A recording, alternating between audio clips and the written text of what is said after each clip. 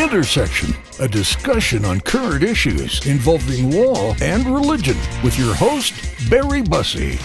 Today we highlight the federal government's new attestation requirement on the Canada Summer Jobs Program that requires all applicants to state their agreement with the government's view of abortion.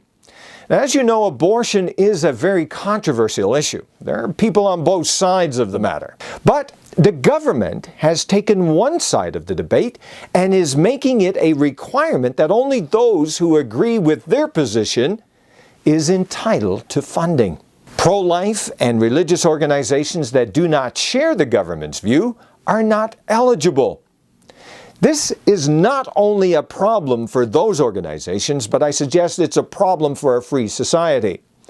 I've met with Bruce Clemenger, the president of the Evangelical Fellowship of Canada, to discuss this matter, and I will share that interview in just a moment. But before Bruce comes on, I want to make a couple of comments about this whole situation. First, there is a lot of media attention on the issue.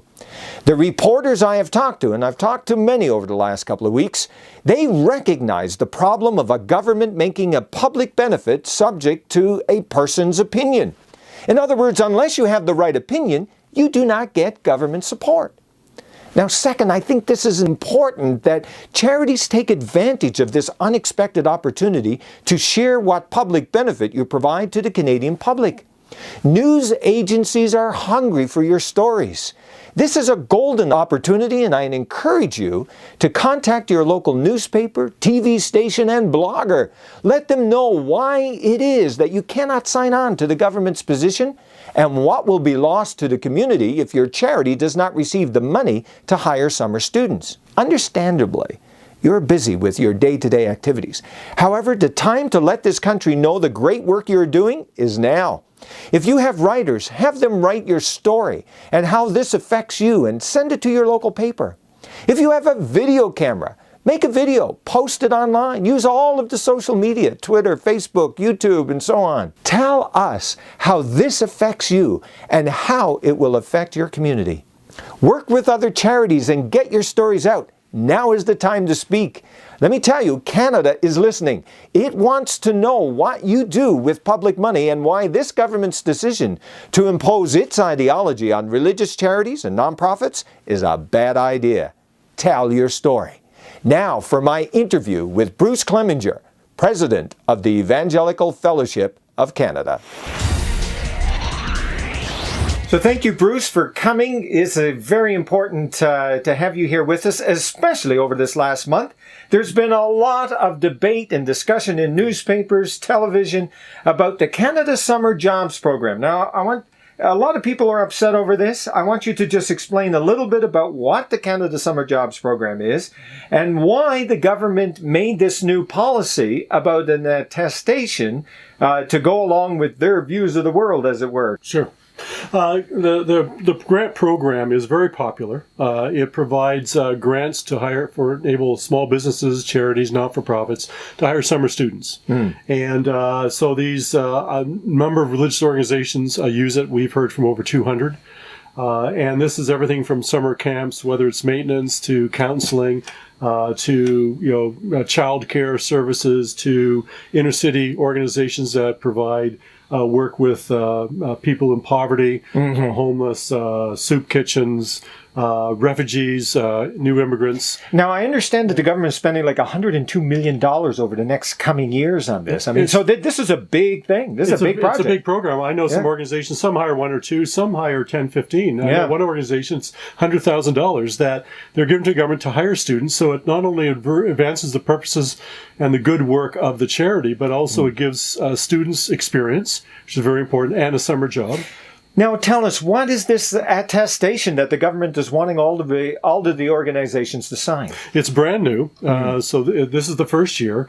They've decided to require any organization that's applying for funding to attest to a certain set of respect for the charter, but it talks about other rights as well as the charter rights, and talks about Canadian values or charter values. And nowhere are those delineated. So really it's a values test that you have to agree to before you can qualify for the funding. Now, of course, this is very problematic for religious organizations. I heard you say recently about the whole idea that religious communities are so concerned about doctrine. I mean, it means something, right? Yes. I mean, when you say you believe in something, these communities want to know what it is they're signing on to. And when you're saying something like charter values, we hardly know what charter values is. Yeah, nowhere has the courts or Parliament ever delineated what charter values are. So it's a nebulous term.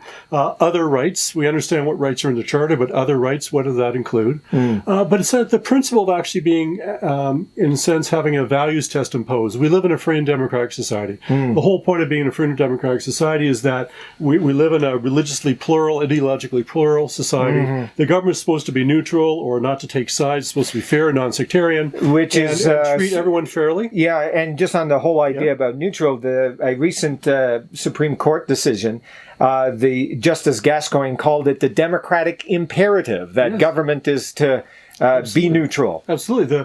A number of Supreme Court cases recently, the government's reaffirmed its commitment to being fair, being neutral, and that's what makes it such strange and so concerning. Now, that the government's now actually imposing a values test to qualify for a grant. And the thing is that religious charities, that's not their duty, as it were, with respect to the charter. I mean, the charter is a protection against government interfering with the citizen with religious communities. That's right. The charter is a shield. Yeah. The charter applies to government, doesn't apply to private organizations or individuals. Yeah. The charter is to protect organizations from the overreach of the state. It guarantees freedom of religion, conscience, thought, expression, opinion, right? And that's exactly what the converse is what is happening here.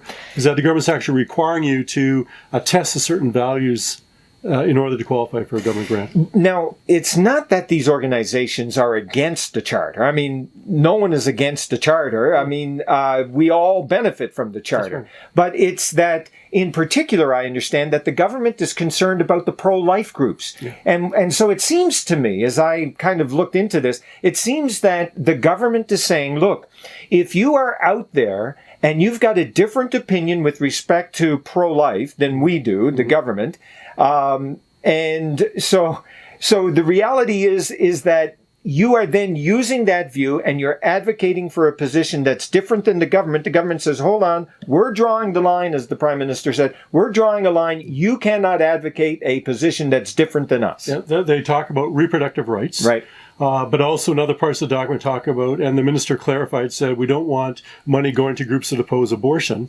Well, most religious groups promote the sanctity of human life. Yeah. And that's core to who they are and what they promote. And so their views on abortion is now barring them from obtaining funding to provide food for people in need, to care for people who are vulnerable. Now, I find it interesting that the Prime Minister, as well as Minister Haidu, mentioned, they say that they are restricting, these organizations are restricting the women's right to choose. But they're not restricting anything. First of all, they can't, because they're not even subject to the charter, and they don't impose the charter. That's the government's thing. But how is it that they could even come to the idea that these communities are restricting people's rights? I think what the government's trying to do is they're trying to bar funding or grants going to organizations that are advocacy organizations on terms of pro-life. Right. And so they don't want the funding go to there.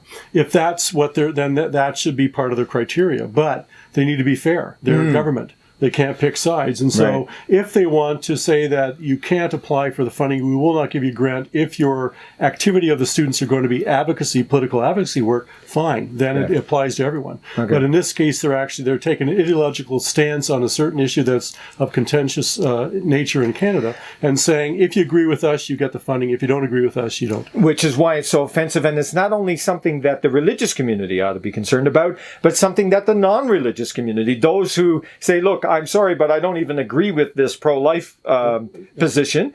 But the fact is the government is forcing a group to abide by their opinion. And the thing is, governments change. And so who's to say that the tables aren't are turned so that that group, which currently says, okay, well, I agree with the government going against these pro-life groups, not giving them money and so forth, but it may very well be that a new government says, I'm sorry, but we're not going to support anyone who supports abortion and so forth. So the tables could easily change, and that's why this is so problematic. That's the nub of the matter. If we're believe in a free and democratic society, we want to respect the differing views that Canadians hold. The government also needs to respect those differing views. Okay, so Bruce, what can people do? What can we do with respect to this? We have to do something. MPs need to hear from people. Okay. They're the fulcrum. They're the pointy end of the spear on this issue. Yep. They're in break right now. They're in their constituencies. A prime time to meet with them and talk to them. Right. They're starting to hear from some groups. I know one MP said, "Well, I'm hearing from the usual cast of characters, the normal groups I hear from on these kind of things. I'm not hearing from others, and they need to hear from a broad swath of Canadians." So every single Canadian need to take this seriously. Right. So the organizations that rely on these grants need to tell the people that support them and other people in the community, say, listen, these programs are at risk. If we don't get these grants, you need to talk to your MP. And in talking to MPs, the more effort it takes you to communicate with them, the more likely to listen to you. So, repeating an email or text messaging something, that's important. But that's not going to be so influential. Writing a letter is more influential because it takes more time. They know that. Making a phone call takes a little more effort. It's a personal engagement. They know that, and so they pay more attention to phone calls, and particularly a visit to an MP. Not just yourself, but bring a group of people who will be affected and sit in their office and say, listen, this makes no sense. This concerns us. You're barring good work taking place because of a values test you're imposing. And there's no reason for it. Okay, excellent. Thanks a lot, Bruce. This is very important. And for those of you who are watching right now is the time to pay attention to what's happening.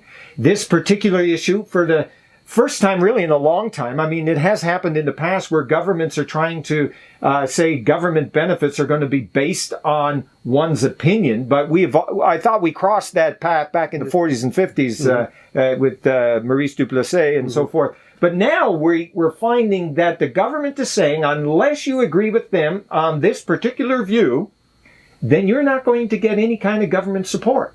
So contact your MPs. And as Bruce mentioned, you need to make sure that you are doing more than just simply sending an email. Write a letter. Make a phone call. Go and visit your MP. And until next time, you have been listening to Intersection, where we deal with issues of law and religion. You have been watching Intersection, a current affairs program on law and religion. We invite you to learn more about this topic by subscribing to Barry's blog at lawandreligion.org.